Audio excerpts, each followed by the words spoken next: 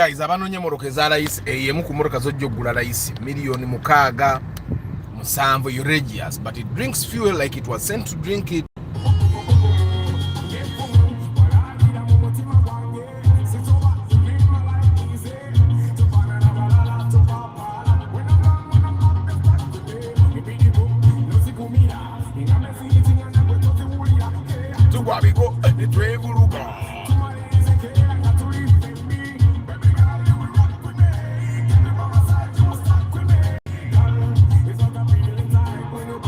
Guys, I'm going to take a turn that I've not taken before. Let me just take it now.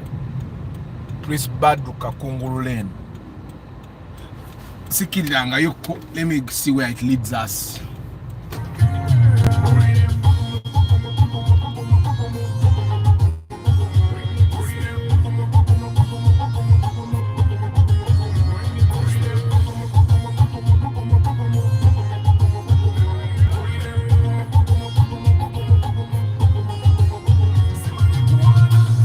It's Question Friday, my people. Boza tugende.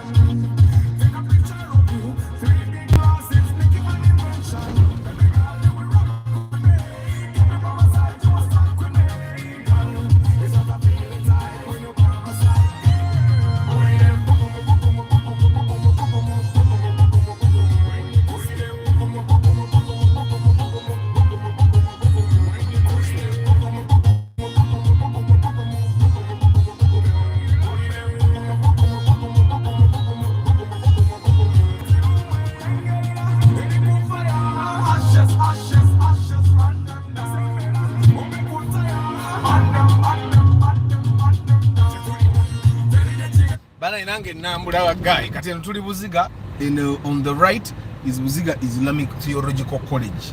Teka basomesa obusiramu awo.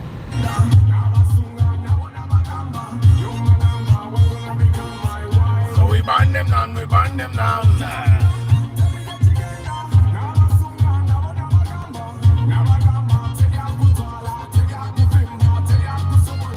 Baby girl, you were rocking me.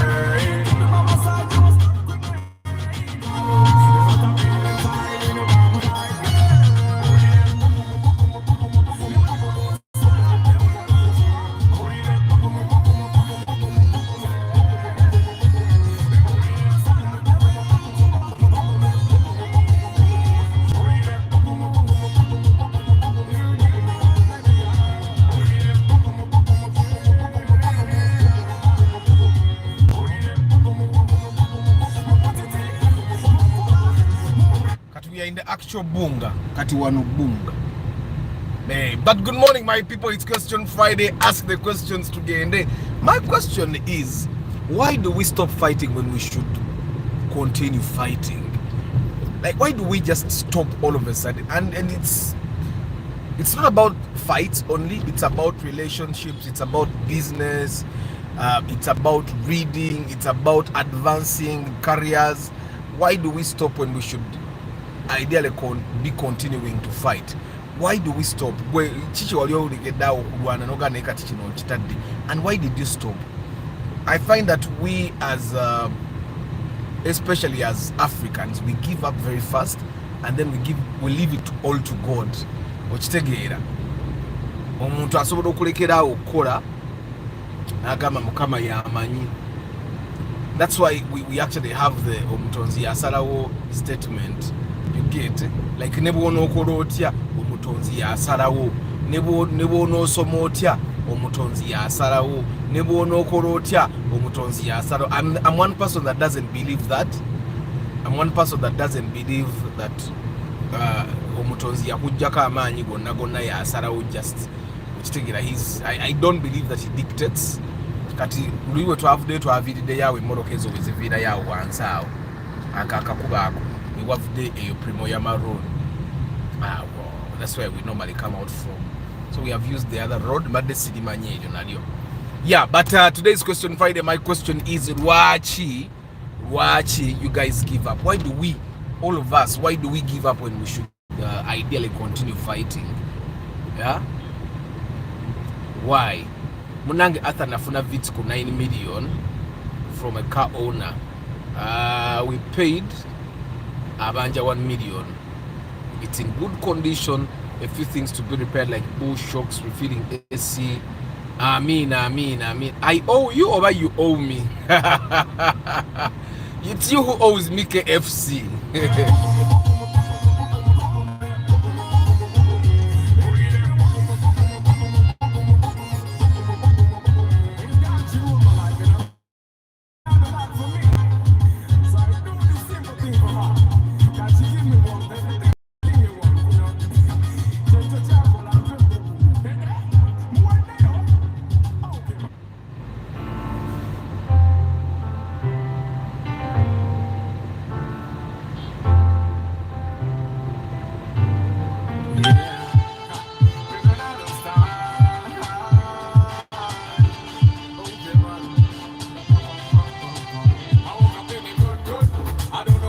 But I'm feeling so good, like I want the whole Huda.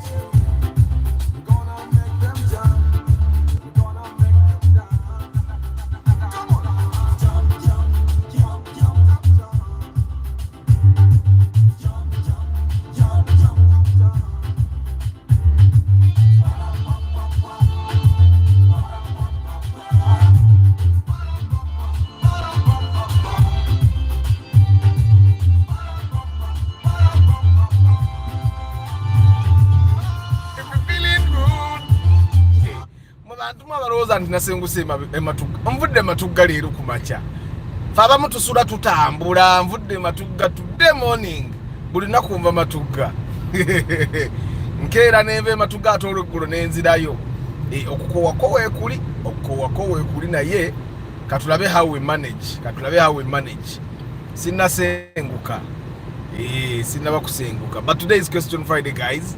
Ekyo kimu ku bibuuzo byensoose okuddamu wasenguse ematugga sinaba kusenguka ematugga nkyaliyo nnyo ndi mutaka but you guys can ask your questions today. Byesiddamu abala babiddamu gwe kyoba omanya on question Friday byonna binagaana okuddamu during the week tugenda kubiddamu olwaleero.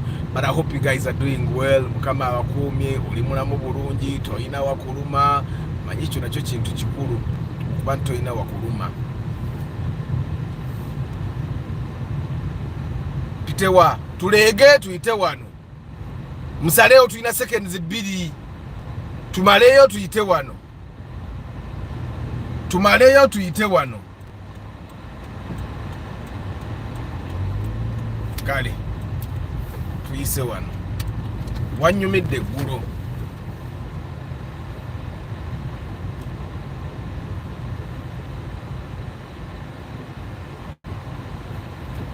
ino wanyumidde kanziremu nekenenyeeyo nese waliera basiika muwogo baabo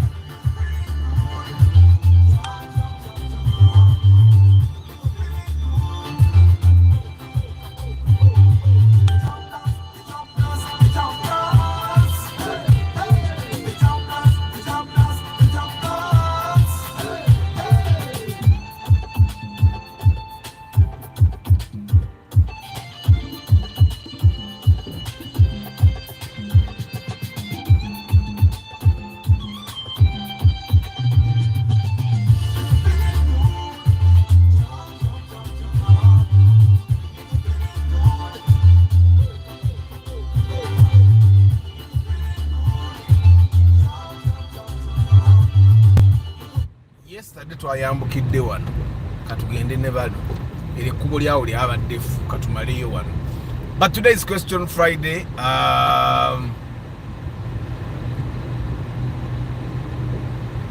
You ask your question. My question is, guys, why do we stop fighting when you should continue fighting? We give up so fast. Ebintu bikwasa mukama katonda.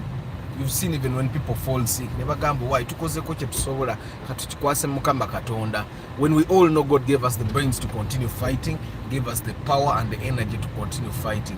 So why do we all of a sudden just give up like that? Netuchita ngati twali bali tusigala tukyagenda maaso. Why do we give up? Why do we? Because giving up is just too easy. No gamba akati kiganye kanchite. Why do we give up? Maybe sometimes we give, like in business, people will give reasons like, I don't have enough capital. Sometimes people will give reasons like, oh, I've been disappointed so many times. So why do we give up?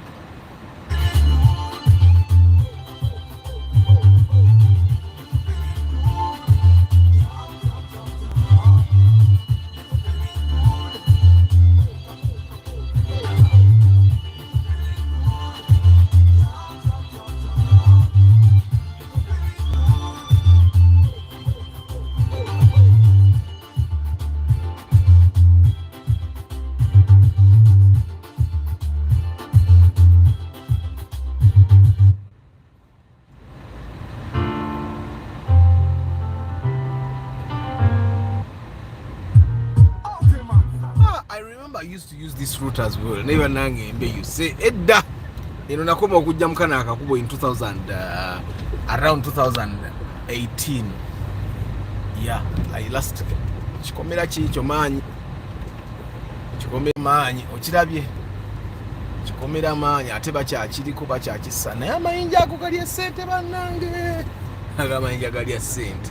Nge chikomera kyo manyi mukirabye. Ekikomera manyi. Okutambula kulaba okudda kukola. Every time you move and you see what people are doing, then you decide kanzire matuganange nongoze kano. Today no jam. Anti kati kweyagala Fahad. Kweyagala kwerere. Kuno kweyagala kwerere kakati awaliwo international school wawo. Abo gye bakkirira. Gye bayita Heritage International eri eyo wansi. Obola bakalayine kawera awo. Ebikomera byo mu birabye abantu beno bagezezzaako okwefaako. Ate all of them have security like barbed wire things and all that.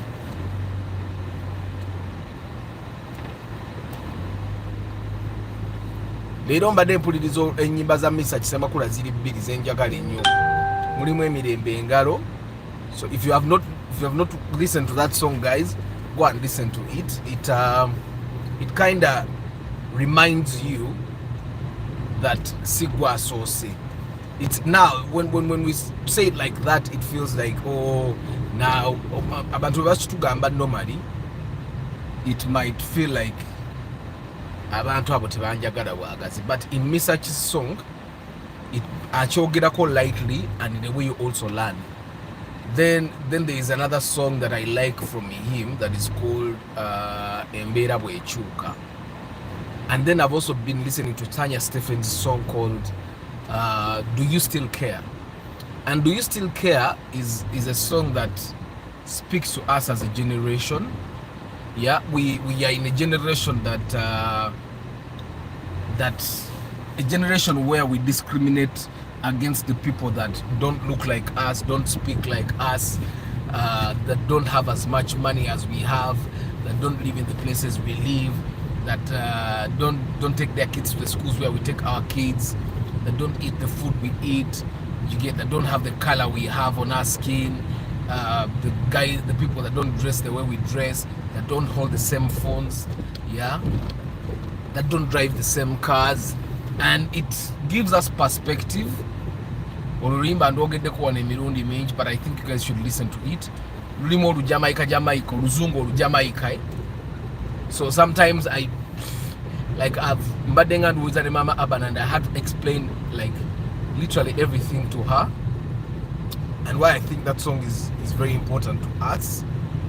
Yeah, so listen to those 3 songs today. Whenever you're on YouTube and you feel bored, you can just search for those 3 songs. Me search sema kulembera bwechuka emirembe ngaro, and then ono mulaga mwita Tanya Stephens olimba luli Do You Still Care.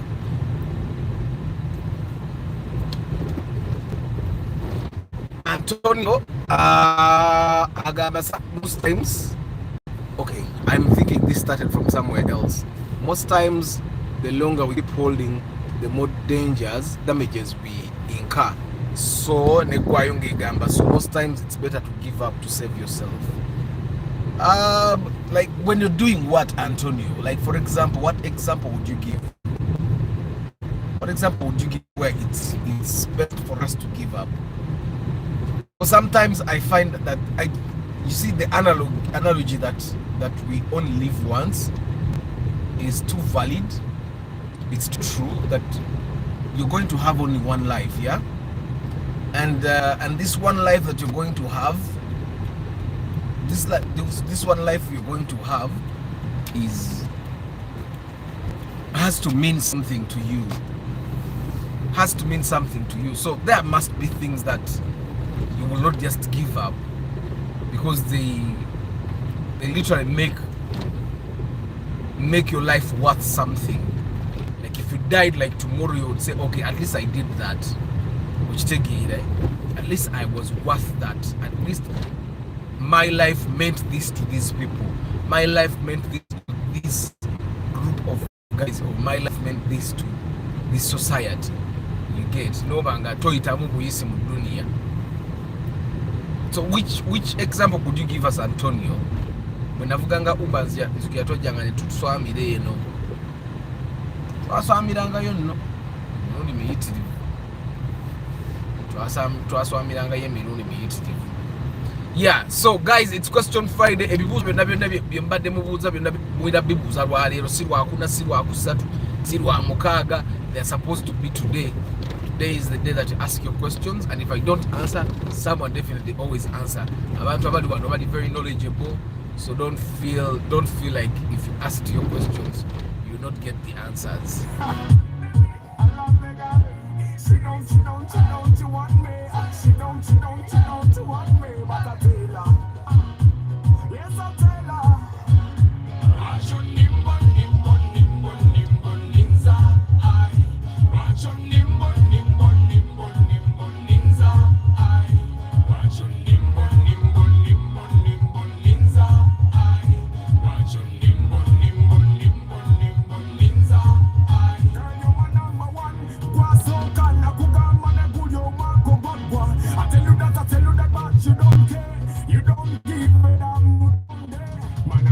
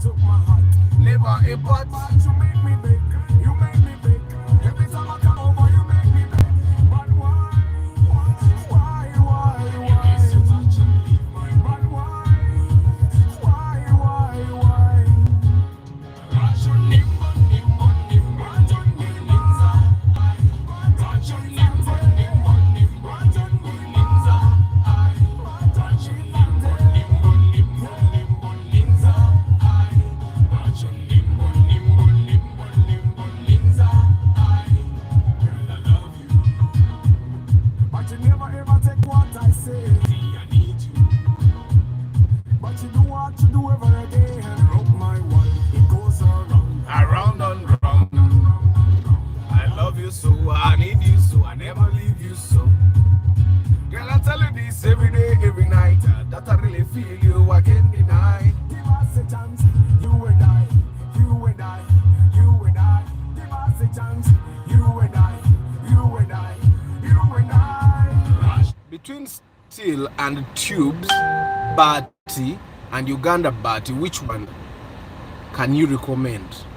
Amina Mulamik, I'm okay. I hope you're doing well. So, Eje Chibuzo, abali mu construction, you answer between steel and tubes and Uganda Bati, which one is good? Personally, I would say that if yep, waliwo Bati libagamba, there is a roofer yaje wange nangamba waliwo Bati erita talaga yadde libeera waawo paka. I don't remember what type. I'll definitely have to ask them. But for the guys that have done plenty of construction, you could answer Deep in Coffee's question. Was between steel and tube Bati and Uganda Bati, which Bati should he be using? Let me just first read these comments. So that I don't skip them. Also, let me mute these things.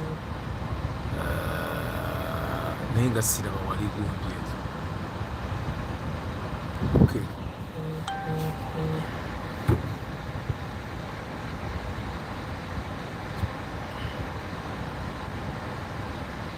Yes, Michael Chris Muwonge, good morning. Nathan Agambi, it depends on what you're fighting for.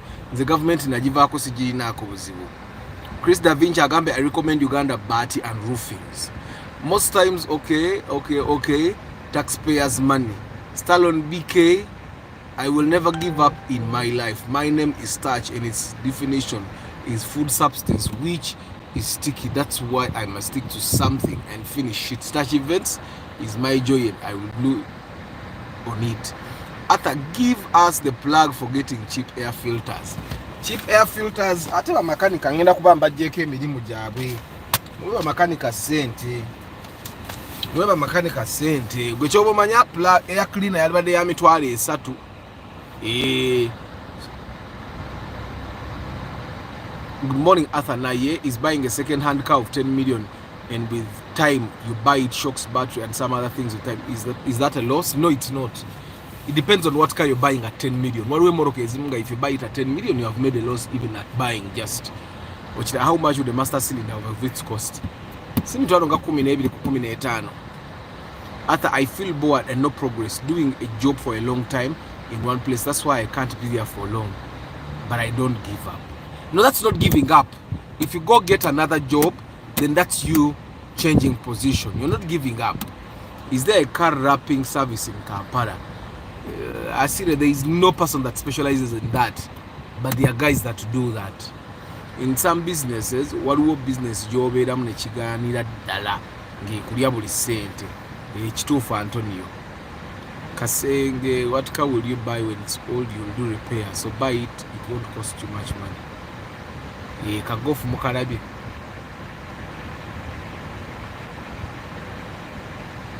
Mr. Arthur, I'm also open to whoever wants to know anything. Events here. Now I know Mukolo. Feel free. Here for the love of cars, question Friday, I'll answer in the comment. Much would have name Mukolo. Arthur, how much should someone pay to consult you via phone call? Santiago, phone call consultations, WhatsApp consultations, okay, private consultation with me will cost you only 50,000 shillings. You send it on my Airtel money. Gachichigwa. Thank you, Deep in Coffee. Ronald Muchwa, good morning. Proma Creations, Uganda Bati is better than steel and tube, okay. Viola Agambi, Uganda Bati. Sebata Jude, good morning. Kabali Moses, Arthur, for us with black cars, is it possible to put some anti-scratch layer on it? Yes, you can, but I've found that the amount of money you invest in the anti-scratch, why don't you just apply to URA to change the color? Uganda Bati is better according to Nathan 256. Hello Arthur, with my 8 million Platts and Spacio old model, which one should I buy?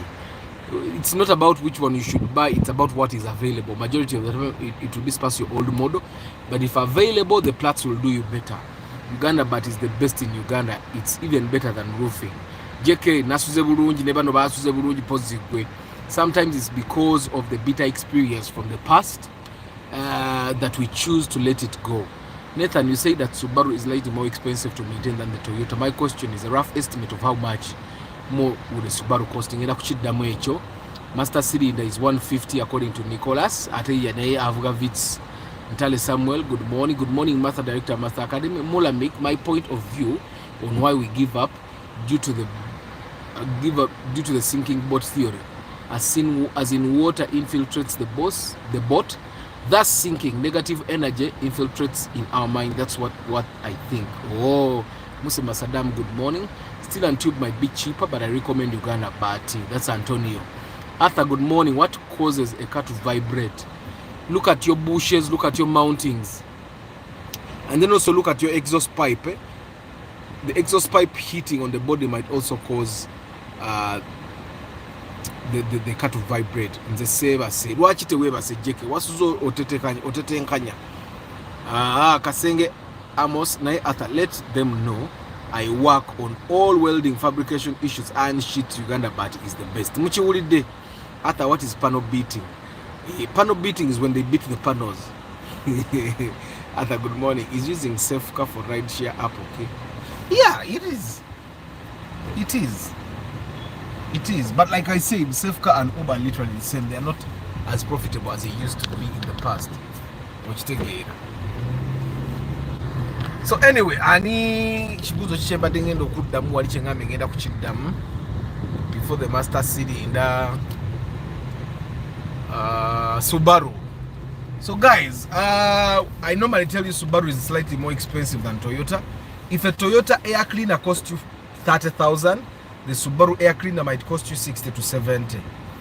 You get it? So that's and literally with everything you fix on a Toyota, if you shift to a Subaru, abana ba Uber bali awo, abo bonna bavuga Uber bali awo baswami. So if with fixing a Subaru, anything that costs you, with any cost you put in a Toyota, just add like a 20 to 30k if you're going to have a Subaru. You get it? Just add like a 20 to a 30. Now the good thing with Subarus is that fake spare wa Subaru mutonoko wa Toyota. Toyota has a lot of fake spares, and that's literally the only advantage with Subaru. It's fake mutono. Uchitegera. But gwe buli kintu kyokola echa Toyota bwe service ya mitwalo 10 eya Subaru gibayirenga 15.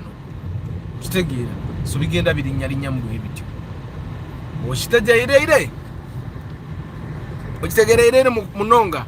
Uncle Arthur, what's the cost of a Suzuki Swift Sport? I have no idea. That's one car that we have not. But Suzuki Swift mugule. Suzuki ezo kati kumpi Toyotas. Uchitegera, ezo Suzuki kumpi zibera Toyota ennaku zino.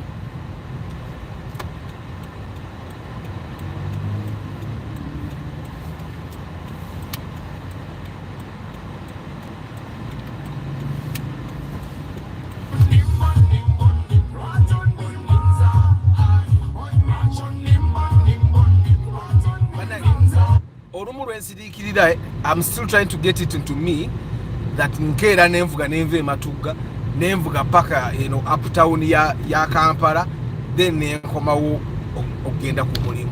I'm still trying to wrap my head around it. Uchitegera mulabangana olaba ka start yakali ku age ka million nga mukaga akokola batano mukaga toyina weza nakajja ku million 3 ngate edda bwabanga ku million 3 obukola nekati akojja kasanga ne essa akola. Uchitegera jakasanga ne essa akola bulungi atuli kibuli we tuli kibuli.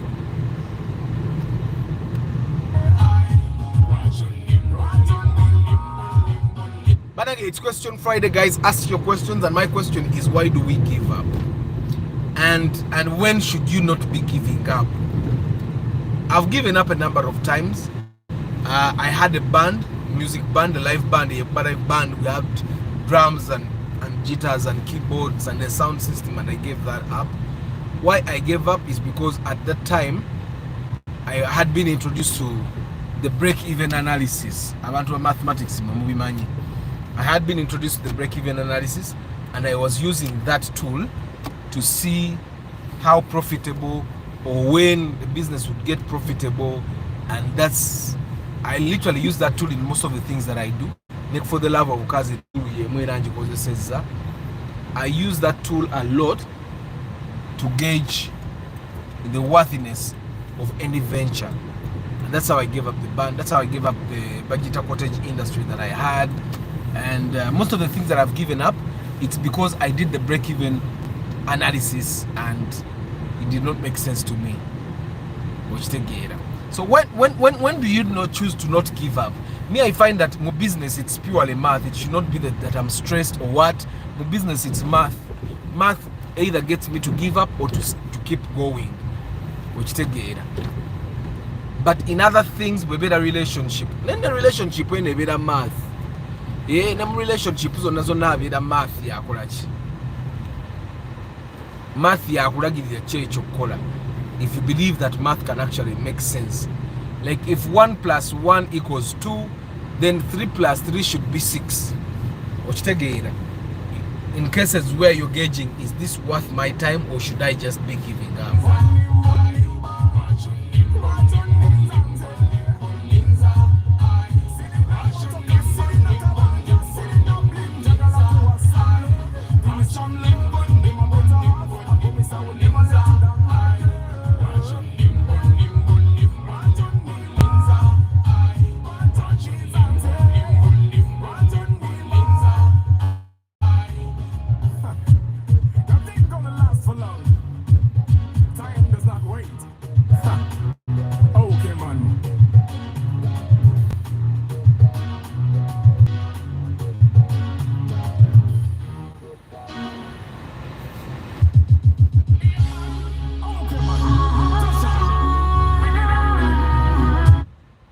How does the temperature gauge work?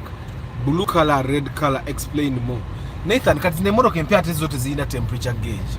Zino obutala. Blue and some cars have green, means the car is still cold. Red means the car is overheating. There is no middle ground. That's the danger with these cars. That's a person asobola okubeerawo navuga emmoroka nga tenna kyamuka agenda okutegeera nti emmoroka egenda kukyamuka ng'emmoroka ekyamusi, and that's the danger. So green or blue means the car is still cold, and of course bwekazikira the car is at optimum temperature. Then bwekadda ku red ng'omanya emmoroka ekyamuka, then you're supposed to park right away. Tokaraba nga kali ku red n'ogamba eri mu kukyamuka kukyamuka neeyongereyo. I find that that's one of the manufacturing flaws that these car manufacturers have these days, removing the temperature gauges. I find that it's very dangerous. It's very dangerous. I find that CID eriwano CID njirabi bagizimbira ddala sewo yamanyi. So I find that the temperature gauge was one of those very useful things.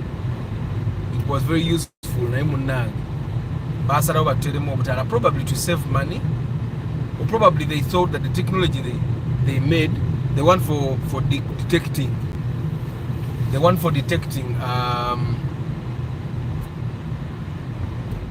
mvuga ntya nina kudda wano manye no mbadde siitanga yokko.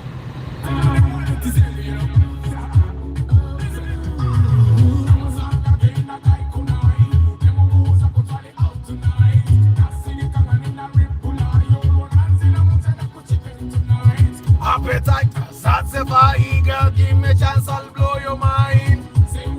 Katudeyo mutano ya fame weight. Ate mulowooza amasanyalaze mutano tegagenze.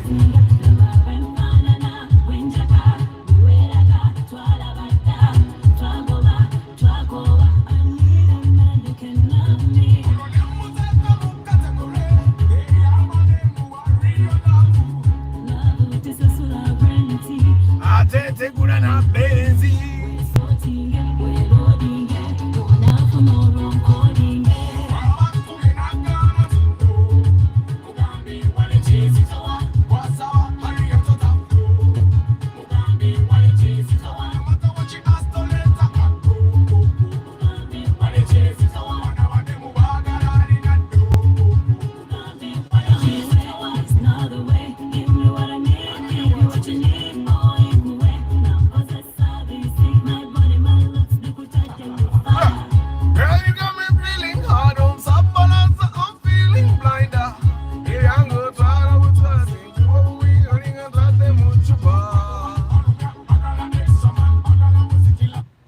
if I have a VIT and I'm doing the Uber business, do I still benefit from it? Guys, I've told you time and again, the Uber business is dead.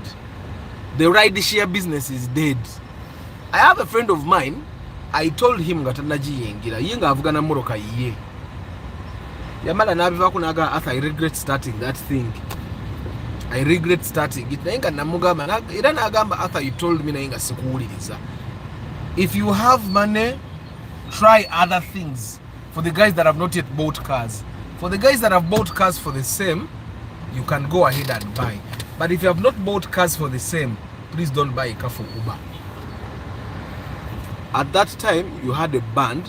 Now, how much were you earning, Mr. Arthur? Kubakati ebintu byakyukadda. Muganda wange.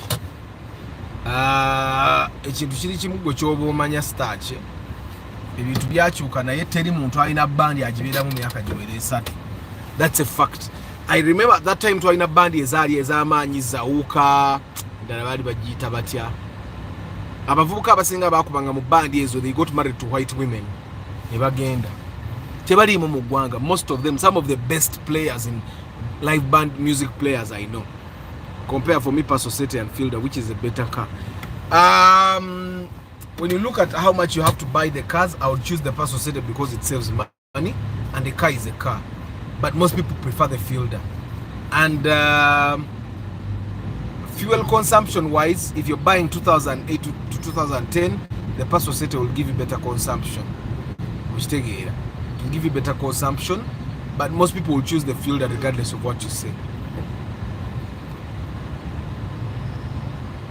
Hi Arthur, can I get a Spacio old model at around 8 million? Yes, you can. But the Spacio old model is one car that I don't really recommend a lot. All the people that I've seen that had the Spacio old model,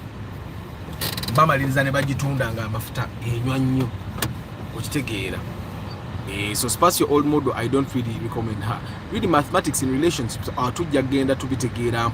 Mulamik, in relationships, it should be mathematics. Omukazi mirundi akuvumya emeka, mirundi emeka gy'okubye essimu n'atakwata, mirundi emeka gy'akubidde essimu, mirundi emeka gy'osomye message z'abasajja mu ssimu, mirundi emeka gy'akutte essimu n'afuluma ennyumba, mirundi emeka gy'akufumbidde ku mmere ennungi, mirundi emeka gy'alongoose ennyumba. That's all mathematics. Kati obigatta n'obigabiza n'olaba nga bigatta. That's how you know which woman to marry. Mbu wabba ssente z'amafuta in the band business. Ez'amafuta ate zaali ebyo gwali mukolo mu band, just the money did not make sense. How much is the cleaner of a Toyota Succeed? Mitwalo 3. Naye nali neesunza omukolo gwa Martha Academy ne Emma. Ne mama Stane aline ettima. Good morning, David. The strategies we use to attack any battle in life, in most cases, is wrong. Along the way, you lose the strong intentions you had before then, you advance to life priorities. You're very true, Inguma. If you start doing something the wrong way, very soon you'll give up because chijja kulia. Kasenge Amos, steel for steel, pipes, then steel and tube is the best and a little cheaper. I don't like the Mini Cooper single door. Why? I think I have no problem with single door cars, but most people don't like single door cars.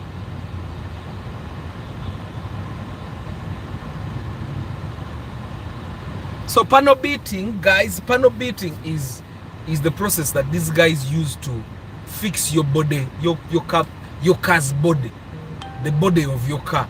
That's what they call panel beating. You get here locally, that's what it means. So ngobo olaba premier n'ogitwala baddemu bagifuuwe okugolola body works is what they call panel beating. Sometimes if you don't have passion in what you do, it's easy to give up, yet the right thing is always hard for so many to continue, with the reason why we have few engineers and doctors. About engine temperature, most cars now shut down the engine when signal for temperature is red. Ata katalaka airbag wekabake kichenyina okora. Genda wa computer asome akubulire sensor chenfu. I was told to hire a car in Uganda when your permit is 1 year or less than a year issued, since issued. they give you for their hire. Sikutegedde travel life vlog. To hire a car in Uganda when your permit is 1 or less than a year. Sikutegedde starch. After in the morning my car temperature is blue. Driving to work when turn on the engine and I put the switch temperature on is always red. Nenge moro katecha mse. Nathan, you should check your car. Oyinza okuba you have a dead sensor. But don't take it for granted. Don't take it for granted. Sifa kerere band nga sijimanyi Nicholas.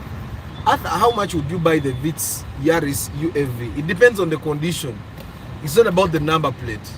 And it's not about the car. It also depends on the condition. And also depends on the other options that are available. Because also Roxanga UFV nga bagala jiguza 14 nenga you can get a UBH in good condition at 15. At me I would go with the UBH at 15. So Alex, it depends on the condition of the car, but it also depends on the other options available. That's why normally when I tell you guys, when you come for pre-purchase inspection with me, I will normally tell you we use a full day. Why? Tetwagala kusigala ku option ez'okumpi. Tulabe ku options endala tugerageranye. Okitegeera. That's why pre-purchase inspection costs you 450,000. Tukola half-baked work. Farming will be better than Uber because you get yields for sale and food for your family. Do you recommend buying a Vitz Yaris UFV? Someone is selling 8 to 9. 8 to 9. Bweba nuji. Gura. That's the right price. But if it were in the best condition, UFV alibadde million nga 12. Okitegeedde Alex. Currently, this past your old model may be consuming more than a Mark II brand. Nikone dolimbiemu. Tayinza kutuuka Mark II brand. I really fear Clock Tower Junction because it's a death trap. It's not. Can you know how does a death trap happen? Good morning, Arthur. There is a beeping noise coming from the dashboard from the Ractis. What could be the cause? How does it be, Benjamin? Because I drive a Ractis and I don't have a beeping sound from anywhere. I don't have a sound anywhere. After I downloaded the Mini Cooper video, but I haven't watched it. I always loved the Mini Cooper. Oh, Starch, don't worry, Emma will marry. Just keep in touch with him. How is Subaru Impreza 2010? Buy! Subaru are Toyotas. Nze nabagamba katwagala zita na Toyobaru. Because they are literal Toyotas. So with Subarus, just go ahead and buy. But ukirizo kuvuga wanu Antonio. Chinoze mbabuta jeno sali kirabye. Eriye waffe jemba denvugira tebabakiza kuvuga one way. Wana abasirikale akulengeraga mukulu Arthur vuga one way tata.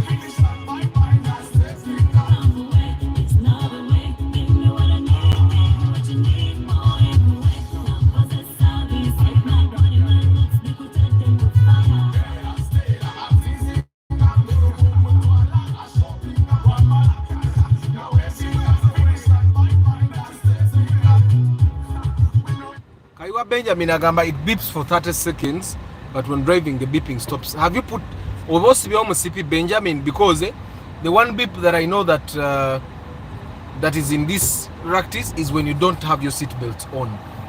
So always fasten your seatbelt when you're driving, because the Moroccan, that's the beep that I know. Sina beep ndaraje manyimo Moroccan. The buy a seatbelt. Antonia, that's why you are recording. At a push to start and key, which one is better and why? Nathan, me I would choose push to start. It gives you a bit of security for your car. Of course, nemorokaza push to start bazibba. Bazibira no dala. But at least abantu abazibba babira advanced. So bukwate moroka ya push to start. Nojigattako ka tracker ne alarm oba steady. Martha, wakola math nga toyita, what side business can one do with 4 million? Guys, bababuuza, what side business can one do with 4 million? Bababuuza mmwe mutusoke mutuddemu wano.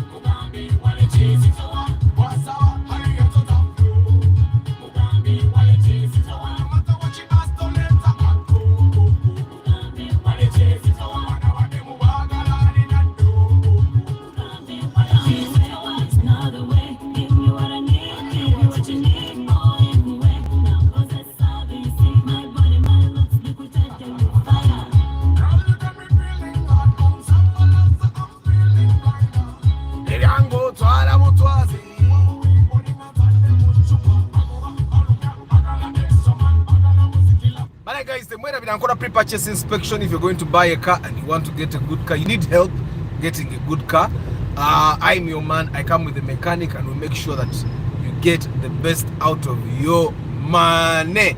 You get the best out of your money. Your job is to simply say moroka njagala yo sijagala jota yagala tojigula ne bwe yisinga obulungi jo yagala ojigula, and we make sure that it's nice. We charge a small fee, 450,000 shillings for a full day of search in the Kampala Central Business District. Yeah, but that's for the love of cars. For you truckers, alarm wezidi neredi eriwe mu ya Android. Jagana mukisomwa je twalira. Kati wantu mu kibuga wakati, for the guys that don't know. Ye Pioneer Mall embi. Kali ka Pioneer Mall kali legendary. Kali nengeje kali kafana namu. Whatever dala Pioneer Mall. Maybe this one, I don't know. It doesn't even look like a mall. It looks like just an arcade. Echibuzo Nicholas chababuza million nya akole side business chi. Kada umane yasagadi kupaso afa chinensi.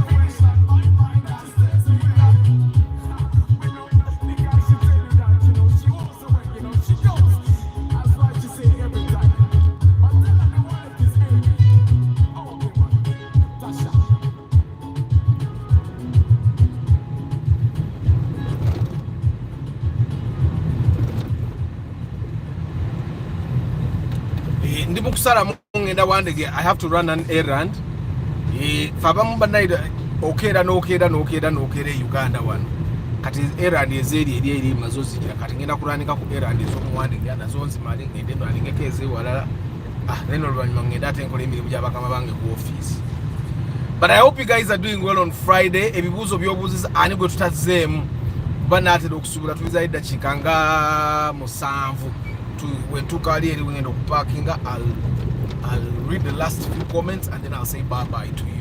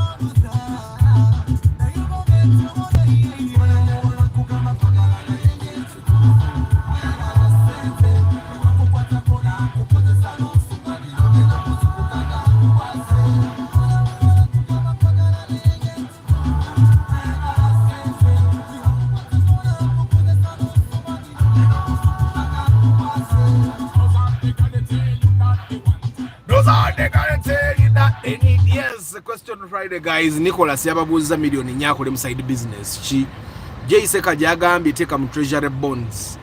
Kaiwa Benjamin seatbelt on, no warning lights, the beeping is there when the engine is off. The beeping is there when the engine is off. Kati, if the beeping is there when the engine is off, one of the doors terunywera. Ontegedde baba waliwo oluggi olutanywera tekuli yadde akantu k'oluggi. How old is the car? Because that's another thing that we have to ask ourselves. How old is the car? How old is the car? Ekitala kya red. Manyi omuntu ayinza okukubira enkata oyo omusajja wa taxi eyeze asoose n'ankubira engombe n'ozanga alaba ndi musiru. Ate antuuse mu maaso naye teyeeyongerayo.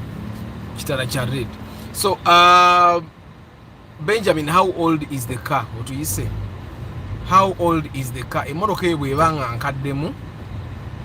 nkaddemu kebeera kye bajjako bateeka okuba balina ekintu kye bajjako kye baali tebalina kujjako, then get it, checked it out. But ebiseera ebisinga akantu kokka akakaabanga engine ezikidde lubeera luggi lwelutera okukaaba engine evuddeko tewali kirala kibiipinga. Ate ebirala byonna byalibadde bikyalina warning light. Then oluggi bwe luba nga enzigi ezo zikola bulungi nga bwe twagala zikole, then check any extra thing they had added to the car. Oyinza okusanga balina ekintu kye baali bateeka ku motoka eyo ne bakijjako. Oh, there is something, I don't know what they call them. Waliwo obuntu wano bujjira mu motoka zino eza Japan, bubanga obugenda mu card. I don't know if you know those things. My car has it also. Okawulidde akakogedde oluchina? Okawulidde? Ako. Obwo obuntu obulimu akaloboozi akogera oluchina.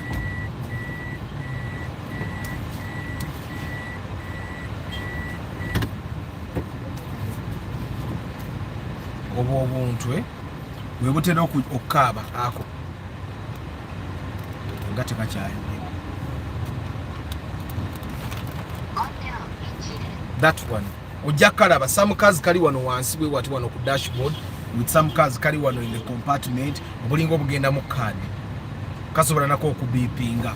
Naye nga bwe kabiipinga ennyo olina woonyiga ekasirika. Ekitegeera. So check that out as well. If you can have it disabled, have it disabled. If someone can reprogram it to stop making noise for you, then get it reprogrammed. Business in Kampala is very complicated. Just try farming and give yourself time. Results will show up. Try coffee. Arthur, do you recommend to change a car from using key to push to start? No, I don't recommend it, Nathan. If you want a push to start car, buy a car and push to start. Is a more can choose as very complication is azo. Tesobola kola nga push to start erivo yekola. Jideke ku kisumuluzo. Ukitegedde? Ronald Muchwa, good morning. Thank you for telling them, guys. You're 48. We have only 21 likes. Like the broadcast. Arthur, good morning. Thanks for the good work. I can't make anyhow when buying anything. Amin. Eric Sistu, I hope you're doing well. Arthur, I've been thinking about buying Spacio old model na yo Ogambia enyanyo. Hey, Nicola sebuli meji ya ina. Ababulire. Naye Arthur, toyagala paso. Paso sijina akobuziwa. I would nzokudda kubigere mvuga paso mbabulira. Okudda kubigere mvuga paso. Naye when are you reviewing Volvo? If I get someone that has a Volvo that has like that Mini Cooper, the owner called me ngamba Arthur, come and review it before I sell it off. He's selling it. Ajitunde million abidi musavu. Okitegera, eh? So he said, Arthur, before I sell this car off, come and review it. So if I get someone that has a Volvo and they are giving me a chance to review it, I'll definitely review it. Arthur, owa computer okukebera akatala ka airbag. Sente mitwalo ngeza tukwetano. I take a machine and they check. Weba 2010, I have a diagnostic machine. You can bring them kukebera ko. Webanga 2010 and above. My permit expires 5 years. Expired 5 years ago, but when I come back, I need to renew and add class. How much? SPK driving school. Michael Chris, you inbox me when number SPK driving school. Mulamig Totu Yisizamuko. Is a Toyota Alex UAY at 18 worth a buy? No, I would not buy it at 18 million. But most people that like Alex, they will buy it anyway. So never gamba me, I would not buy it. I don't find it worth it. I know you will buy it. Which together. So can many side mirror. I feel sometimes after trying several times and things stay the same, best option always is to give up, because sometimes if you don't close one door, you might not be able to open another one. Arthur, what is the market price of a Toyota Spacio new model? UB series million still I don't find it worth it. It's a 2009 Ractis, so 15 years. 2009 is still new in Uganda, so it should be that thing. Kugambya akahogero lu Japan yako imodoka ya Japan yogera Chinese yogera lu China konna byonna byogera awo kaina byobogera kati akakanda kotero kubipinga mweze motoka. Mr. Arthur, do you have a sound system in your car? No, these are just speakers. But also the quality of the radio you have in your car influences the quality of sound you get. Terimu. Nakasanyi kakyalimu. Temuli busasi temuli chi. For I thought that Khaled is speaking Chinese in the radio. Akukabipinga akubambi Martha. I was ready cause I had pledged banange Martha ne Emma mbaberedde. Kubasi kagala kanyiza whenever you start the engine ngakeyo geza basoroka disabling ne bakajjam, but mwabasubira okutunda emotoka ati nga Arthur kalekamu omuntu bajja nakuba emotoka ngakogera oluchaida ngaga emotoka ekyali mpya. So what would you say is a sensible amount for a UAY? The sensible amount, you Alexes have never been in a sensible amount. You people have been buying those Alexes at overpriced at high prices since time immemorial, so we cannot price it. Oriaji ina ya manya bwatunda. By the way, SPK driving school bagambe, anytime I come back in the country they should allow me sleep for so long, anti-jet lag. They should not allow you. Oh, I want a permit as soon as I reach. Anyway guys, sawa ya kubasi bula mwe bali kubera ku broadcast. I love you so much. Thank you for loving me. Mwe bali kumbeerera wano ne munyumya nange echi kintu kita stress. Nze bine bintu byonna bibagamba nti Athogezo ina sente, sigeze nti nyina sente. I'm still the Arthur who lives in Matuga. Nze okulaba nti mbeera Matuga. Bwe ndi balaga sighting ani mu kuzimba kiranga mumanye wabajjeke. Ngambaga akatino ndi muzimba kiranga mumanya akase oba kyanja nga mumanya akasente kaze. But as long as nchali kumutala Matuga, mujja manya nchali yomu na iye mirembe jenfuna everyday bwenzija nenyumi yako namwe ka stress ne kesala mbanako mbanako ne ka stress bwe kesala wano kumacha atole gulunga sineba kanesuta muko ku kyuma ebyo bintu nga manya au kitambudde bwe manengendako ku TikTok nenvuma benvumye. TikTok is not for the faint heart. Mu TikTok oyina okubanga oli mugumu nnyo ng'olumu osobola okuvuma oba tosobola kuvuma mu kiba kikulidde. Naye kamba sibule bantu bange, I'll see you tomorrow morning. No, tomorrow is evening at 5:15 p.m. nja kubeera nva mu kibuga ngenda kuba mbeyuka era broadcast yencha kandabe nyinzo gikola kandabe we nagikolera omanye ennaku zino nkwasaganya naye bana mukama abampeera omukisa Moradke Momo VIP Africa Karota Muyombya Mark Mugalasi Joshua Mix Farm Jones Info Nathan 256 Tusime Eddie Harshim Antonio Random Things VIP Ntongo Helen Ben Kako Paul Sema VIP Nathan 256 Viola Namiro Timothy Wodiana Travel Live Vlog Nsereko Starch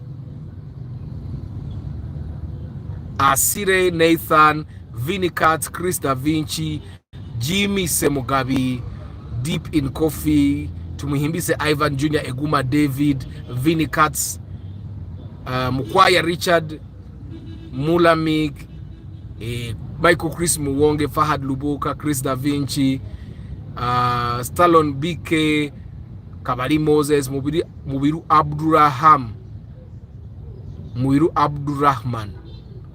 Abdurrahman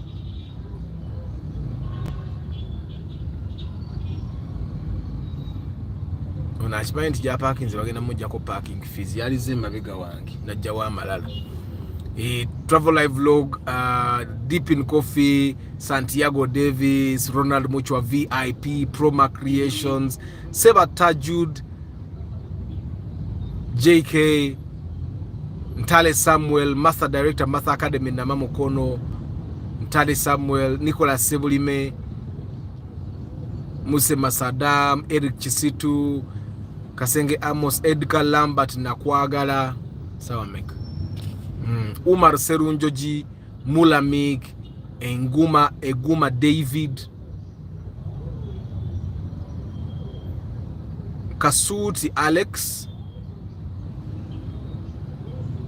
Mroza Sibamaze Chivumbi Alex Lucky Moze Mr. Commuter UG Atwine Sejio Ashton 256 J Sekaja Edrin Mugirwa Mroza Sibamaze banange